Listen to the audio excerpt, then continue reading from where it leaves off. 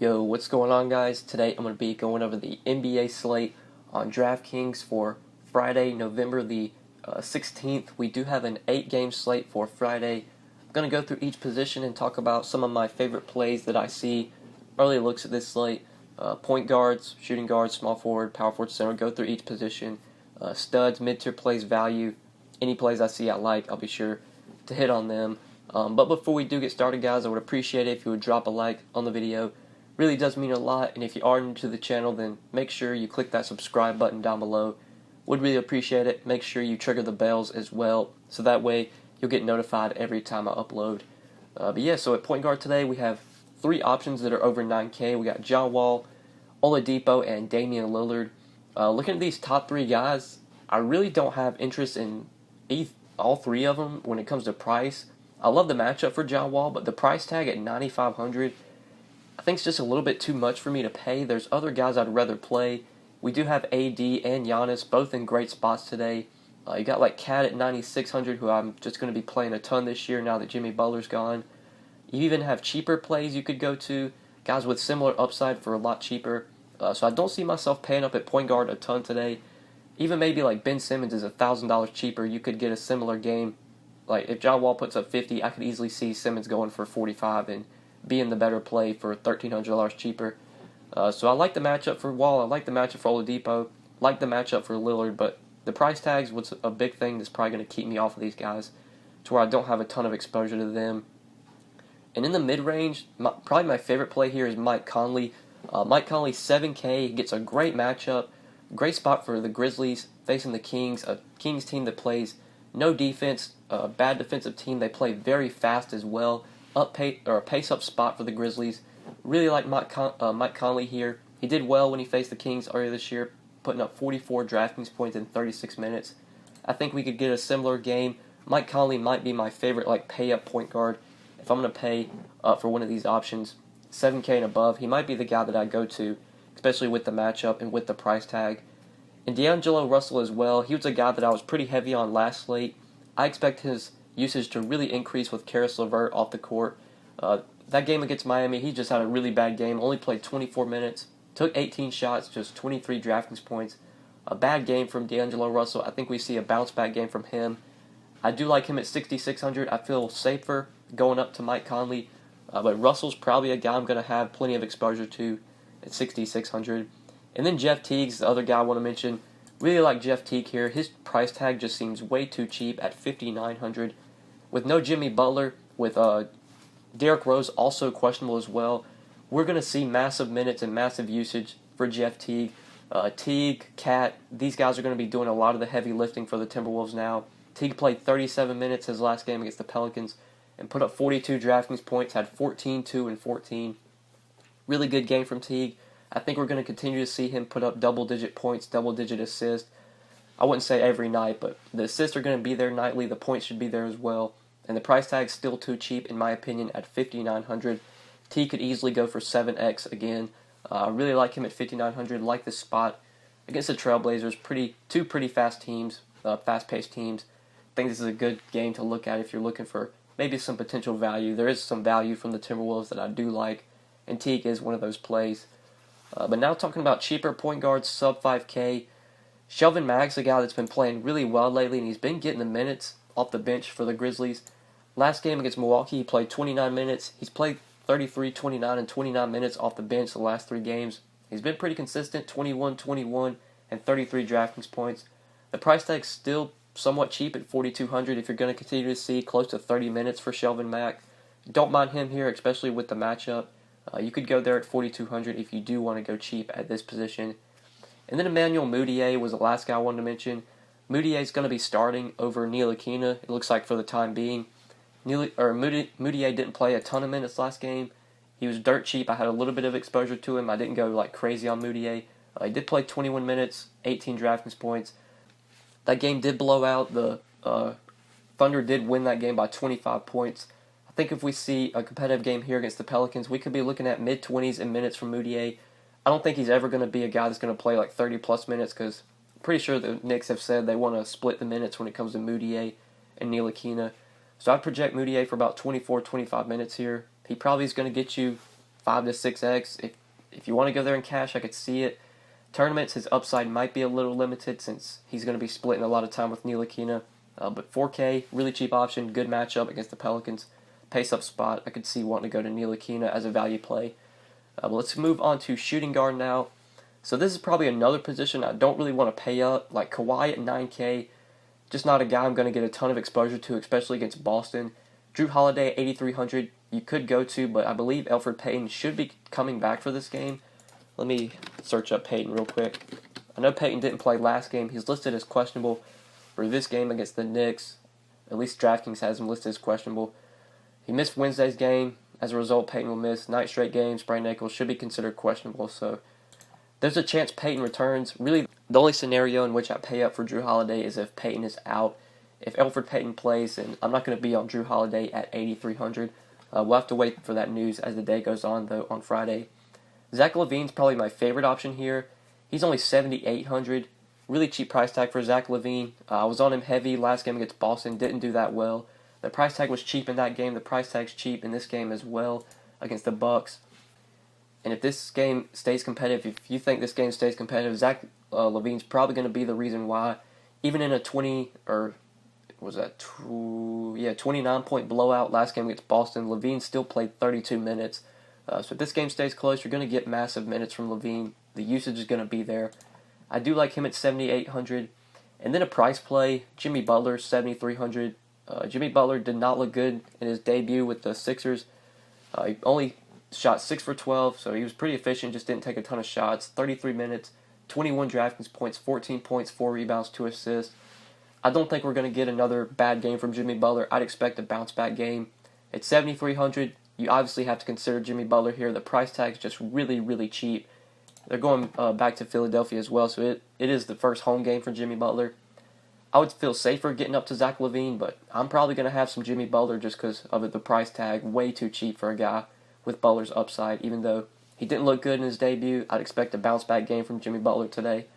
And at 7,300, he's going to be a guy I'd play in some lineups. But now let's try and go a little bit cheaper. Any options that really catch my eye. Andrew Wiggins coming off a big game. I expect him to be a pretty good fantasy asset the rest of the year. Now that Butler's gone, it's going to be Teague, Cat, Wiggins doing a lot of the heavy lifting for the Timberwolves. I think we're going to see more upside games from Andrew Wiggins, more like 35, 40-point games. He used to just be a guy that you'd probably like pencil in for 25, 30 DraftKings points, but I think the upside is going to be there now. At 6,100, you could definitely look to Andrew Wiggins. Gordon Hayward, no longer going to be on a minutes limit. He is 5,400, pretty cheap option you could consider at shooting guard or small forward. The minutes cap came off in the last game. If I can get the game log to load, we can see how many minutes he played last game. 29 minutes last game against the Bulls. That game did blow out, so you're probably going to get 32, 33 minutes from Hayward if that game stays competitive. Still put up 28 DraftKings points in 29 minutes. You would imagine this game against the Raptors is going to be very close and competitive. Probably going to get 32, 33 minutes from Gordon Hayward. No more minutes capped, so 5,400, definitely a value play we could go to today. But that's probably it for me at shooting guard. So now let's move on to small forward. Got Giannis at the top of this position. Right now, I lean AD when it comes to paying up for the studs. Giannis and AD are $100 different. Giannis gets the matchup with the Bulls at home. AD gets a matchup with the Knicks at home. And I think I prefer Anthony Davis in that scenario. I will have Giannis in some lineups today because I play a lot of lineups, so I'm going to have exposure to Giannis, but I expect my exposure to AD to be more than it is to Giannis. Love the matchup for Giannis, just prefer AD. That's really all that it is. So let's look for other small forward plays. Guys that we haven't mentioned, there is some value that I like at this position we can go to. From the Timberwolves, Robert Covington in his debut with the Timberwolves played massive minutes, 41 minutes in his debut. And I think we're going to just continue to see Covington play massive minutes every night, especially in competitive games. He played 41 minutes, put up 31 DraftKings points, had 13, 7, and 2 with a block and 2 steals. I think we could easily get a similar performance for Robert Covington. We know the minutes are going to be there. Should get the opportunity to take some shots. Should get a few rebounds, some assists. The defensive stats are usually always there for Rocco as well. Against Portland, he's probably going to be needed defensively to guard Damian Lillard and to guard CJ McCollum. So I love Rocco as a value play. I think he's very good cash option with how many minutes he plays. Tournaments, Could definitely get you 6x this price and could be a good tournament play. I'll have some exposure to him in tournaments today for sure at 5,300. He's probably my favorite value at small forward. Him and Gordon Hayward. Like sub 5K really isn't a ton I love at this position. So let's go ahead and move on to power forward now, where we do have AD and Giannis you can play at power forward. But like I said, prefer AD. Love this spot for AD against the Knicks. There's just no one on this Knicks team that's going to be able to stop Anthony Davis here. He should just absolutely be able to eat against this Knicks team. Really bad defensive team. AD's pretty much matchup proof, and especially in this matchup, should totally dominate. The minutes are going to be there. If it's a competitive game, Anthony Davis is probably going to play close to 40 minutes. I do worry about this game blowing out because the Knicks, obviously not a good basketball team, but I don't think the Pelicans have really blown a ton of teams out so far this year. I'm looking through the game log. They did beat the Suns by 20. They did beat the Raptors by 16, but not really any crazy blowouts this year. Obviously, they haven't faced a ton of bad teams. Against Brooklyn, they only won by 2. Against the Clippers, only won by 7. So I guess this is their first cupcake game of the year. Against the Bulls, they only won by 9. So if this game can stay within 8 or 9 points, we're going to get full minutes from Anthony Davis. Definitely like him at 11-4. Prefer him slightly to Giannis. I like both guys, but prefer AD just in a nutshell. But yeah, let's look for other power forwards now. If you do not want to pay up for AD, there are guys you could potentially go to in the mid-range. Not guys I feel like I have to have today, but let's say Jarrett Allen is out again. He's listed as questionable. If Jarrett Allen is out, then you could go back to RHJ. Had a lot of RHJ in the last slate. Once we got the news Allen was going to be out, he played 23 minutes, did get hurt in that game. 28 DraftKings points. I'd expect a little bit more minutes for RHJ. Probably could easily get 30 DraftKings points. I'd project him for about mid-20s in minutes. There's a chance he starts. With Dwight Howard for Washington, I would say they probably start Ed Davis if Allen's out, but RHJ should still see some good run off the bench. But I do prefer a guy for cheaper next to RHJ. Might not be necessarily safer, but has a ton of upside in this spot, and that is Jaren Jackson.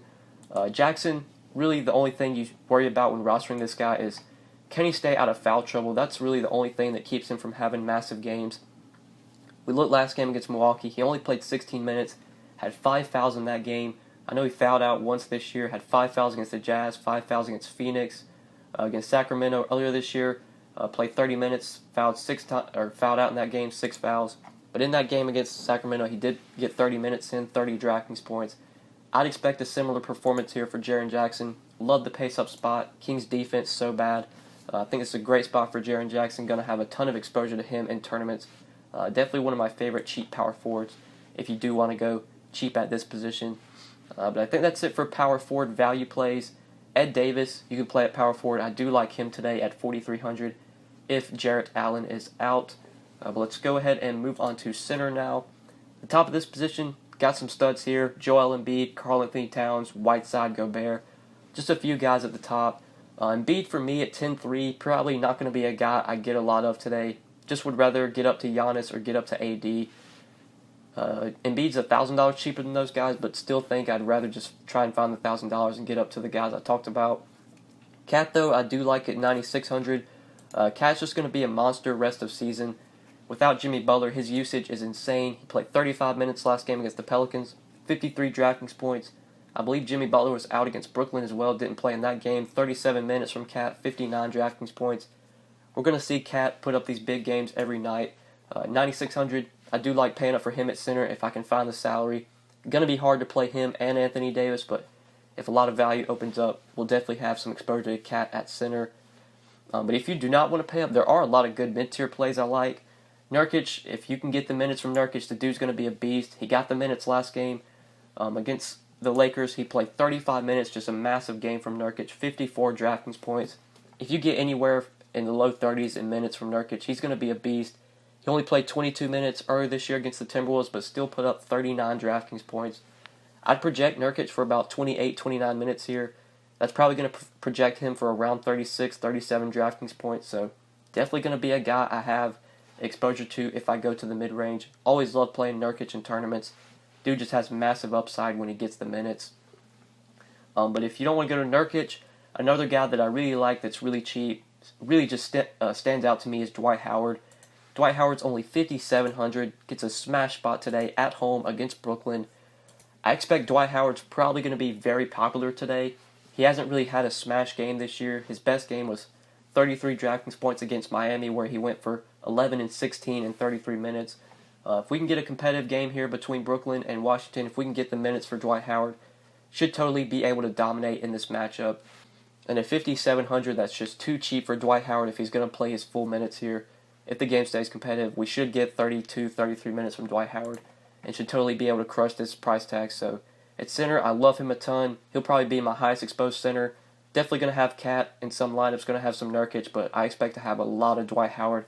Just way too cheap. Probably going to have a lot of lineups tomorrow where I go with two centers, go maybe Cat and Howard or Nurkic Howard, just because I love a lot of the centers today, especially Howard at 5,700.